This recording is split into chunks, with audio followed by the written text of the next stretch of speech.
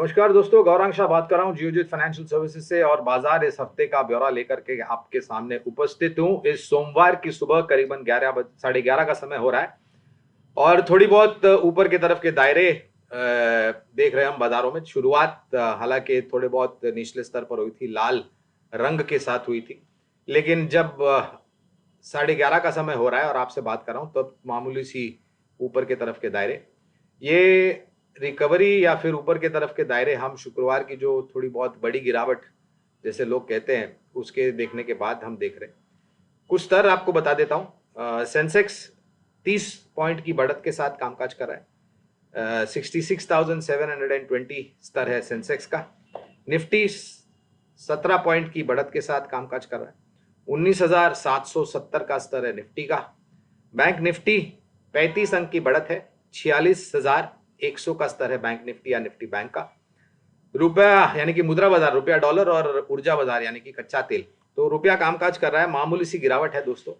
81.97 का स्तर है रुपये का $1 के मुकाबले। 2 पैसे की गिरावट है रुपए में। और कच्चा तेल यानी कि ब्रेंट और नाइमेक्स, पिछले हफ्ते की जो बढ़त हमने देखी थी, आज सोमवार की सुबह थोड़ी बहुत हल्की गिरावट हम देख रहे हैं।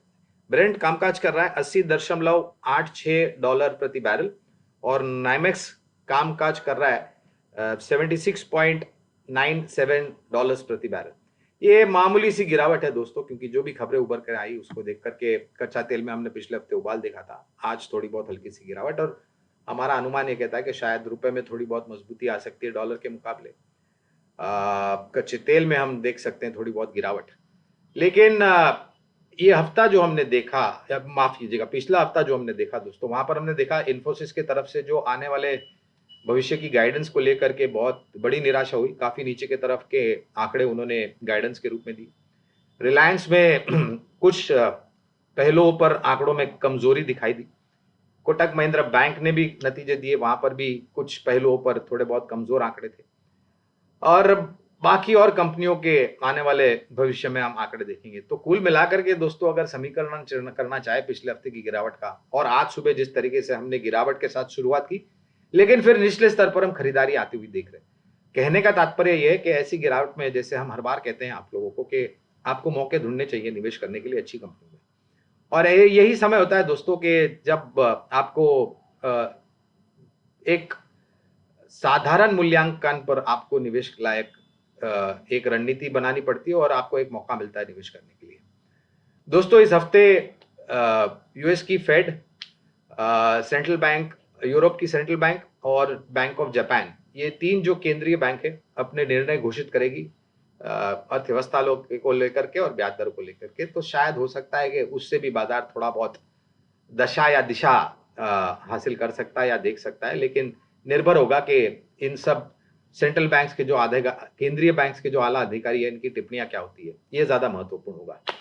और उसके पश्चात हम फिर से कामकाज पर लग जाएंगे। हमारे यहाँ पर दोस्तों पहले वित्तीय वर्ष के जो हम नतीजे देख रहे हैं वहां पर नजर रहेगी। सरकार की तरफ से नीतियों में अगर बदलाव होता है तो वहां पर नजर रहेगी। और इसके साथ साथ जो बारिश का अनुमान लगाया था शुरुआत में, जो कमी के आंकड़े बताए गए थे, लेकिन वहां पर थोड़ी बहुत साधारण परिस्थिति सुधरती दिख रही और जो फैलाव है बारिश का वो अच्छी तरीके से आगे बढ़ रहा है। तो इससे भी मेरे ख्याल से बाजार थोड़ी बहुत दशा और दिशा लेगा। नतीजों को लेकर के हमें लग रहा है कि कुल मिलाकर के उम्मीद पर खरे उतरने चाहिए। एक दो सेक्टर या कुछ कंपनियों को छोड़ करके अगर समीकरण करना है तो अच्छे होने चाहिए। बाजार में शायद लोगों को ये जो करेक्शन हमने देखा, ये करेक्शन हमने तब देखा जब हमने निरंतर कुछ दिनों तक ऊपर की तरफ के दायरे देखे थे। और ऐसा करेक्शन छोटे मध्यम अवधि के लिए जो लोगों ने निवेश किया है वो मुनाफा बांधने आ जाते हैं। और निचला स्तर सुरक्षित इसलिए लग रहा है क्योंकि निचले स्तर पर सिर्फ आज नहीं या फिर शुक्रवार को नहीं, लेकिन हमने उसके पहले भी जब भी बाजार में नीचे की तरफ के दायरे देखे हैं दोस्तों, तो वहां पर खरीदारी आती हुई दिखी है। तो ये एक सकारात्मक बात है कि निचले स्तर पर खरीदारी आती है और उसकी वजह से जो और गिरावट की संभावना है वो कम हो जाती है, न के बराबर हो जाती है। हमारा भी तात्पर्य यही है दोस्तों। और आपको याद होगा दोस्तों, हमने पिछले बार भी जब बात करी थी पिछले हफ्ते आपसे, तो हमने बाजार को लेकर के ये कहा था कि बाजार में दिन के दौरान इंट्राडे जिसे हम कहते हैं दोस्तों, करेक्शन आ सकता है। शुरुआत ऊपर के स्तर पर हुई, दोपहर तक या मध्यान्तर तक वो बढ़त गवा दी और फिर बंद होते होते वापस ऊपर आ गया बाजार। या फिर कुछ जैसे हमने शुक्रवार को एक आध दिन ऐसा भी और आ सकता है जहां पर करेक्शन थोड़ा बहुत हावी हो सकता है और पूरे दिन पर बाजार लाल निशान के साथ काम कर सकता है। ऐसा पूरा पूरा संभव है, इसमें असंभव जैसी कोई बात नहीं है।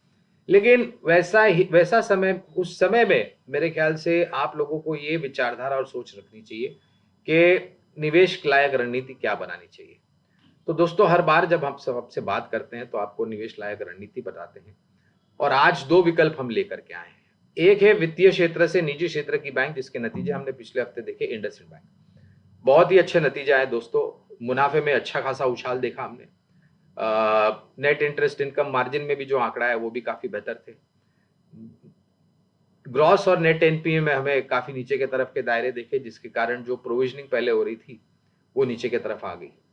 और ये एक ऐसी बैंक है दोस्तों जहां पर कुछ सालों पहले बहुत ही नकारात्मक परिस्थिति बनी थी, कुछ खबरों को लेकर के, कुछ आंकड़ों को लेकर के, कुछ कॉरपोरेट जगत की कंपनियों को लोन दिया था, वहां पर पैसे वापस नहीं आ रहे थे उसको देकर के। लेकिन निरंतर सुधार करते हुए अपने कारोबार की रणनीति निर्णायक तरीके से जमीनी स्तर पर उतारते हुए ये आगे बढ़े और आज ये परिस्थिति के इतने बेहतर नतीजे हमने पिछले हफ्ते देखे। तो पहली बैंक होगी इंडसइंड बैंक दोस्तों, जहां पर ये बुनियादी तर्क के आधार पर आपको निवेश लायक हम रणनीति बता रहे हैं। तो आपके लिए जरूरी होगा पर्याप्त समय देने के लिए लंबी अवधि के लिए। दूसरी कंपनी ऑटो क्षेत्र से होगी दोस्तों। हालांकि इसके नतीजे आए नहीं, लेकिन मैनेजमेंट ने मेरे ख्याल से कुछ समय पहले टिप्पणियां दी थी और ये ऑटो क्षेत्र की कंपनी का नाम है Mahindra and Mahindra limited, MNM limited. दोस्तों, स्पोर्ट्स यूटिलिटी व्हीकल को लेकर के, यूटिलिटी व्हीकल को लेकर के, एग्री इक्विपमेंट्स ट्रैक्टर को लेकर के, कमर्शियल व्हीकल को लेकर के जो भी टिप्पणियां मैनेजमेंट ने सामने रखी हैं और उसके साथ साथ जो एक कंपनी के साथ इन्होंने करार किया है इलेक्ट्रिक व्हीकल्स में उतारने के लिए, वो मेरे ख्याल से काफी निर्णायक तरीके से सकारात्मक साबित होगा। और ये सिर्फ इलेक्ट्रिक व्हीकल ज्यादा कंट्रीब्यूट नहीं करेगी बैलेंस शीट पर, लेकिन जिस तरीके से कमर्शियल व्हीकल की मांग बढ़ रही है, जिस तरीके से एसयूवीज में नया उतार ये उतार रहे हैं, जिस तरीके से एग्री इक्विपमेंट में आंकड़े ऊपर आ रहे हैं, ट्रैक्टर्स में मांग बढ़ रही है, और अगर बारिश अच्छी होती है तो जाहिर है कृषि क्षेत्र से जुड़ी हुई जो भी गतिविधि होती है वो ऊपर की तरफ जाती है और वहां पर इस प्रकार के जो आधुनिक उपकरण होते हैं उसकी जरूरत पड़ती है। तो दोस्तों, हमें लग रहा है कि ये दो बेहतर विकल्प है, इंडसइंड बैंक और महिंद्रा महिंद्रा। फिर से दोहराना चाहूंगा आप लोगों के बेनिफिट के लिए कि ये विकल्प छोटी या मध्यम अवधि के लिए नहीं है, ये बुनियादी तर्क के आधार पर लंबी अवधि के लिए हम निवेश लायक रणनीति बना रहे हैं। तो आप इतना ध्यान रखें कि अगर आप मन बना लेते हैं निवेश करने का तो पर्याप्त समय दे, साल, 1.5 साल, 2 साल, और निवेश करने के लिए उतावलापन नहीं करना चाहिए। धीरे धीरे शुरुआत करिए और गिरावट जैसे हमने देखी पिछले हफ्ते शुक्रवार को, वैसी अगर गिरावट आती है उसका फायदा, उसका मौका देखते हुए आपको इन सब कंपनियों में लंबी अवधि के लिए और निवेश करना चाहिए। हमारी बात शांतिपूर्वक सुनने के लिए आप सभी का बहुत बहुत धन्यवाद। अपनी सेहत का ध्यान रखिए।